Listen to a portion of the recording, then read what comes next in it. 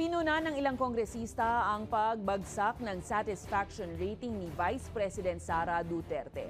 Base sa huling SWS survey, bumaba ng 19 na puntos ang satisfaction rating ng bise, pero nananatili itong good rating sa net 44 points. Paniwala ni na Congressman Zia Alonto Adyong, Raul Bongalon at Paulo Ortega, may kinalaman raw ito sa posisyon ni VP Sara ukol sa ilang isyu sa bansa, tulad ng pag-alis sa kasagsagan ng Bagyong Karina at katahimikan ukol naman sa isyu ng West Philippine Sea. Binatikos rin ng mga kongresista ang buweta ni VP Sara ukol sa flood control problem sa Davao City na hindi raw nasusolusyonan ng national government.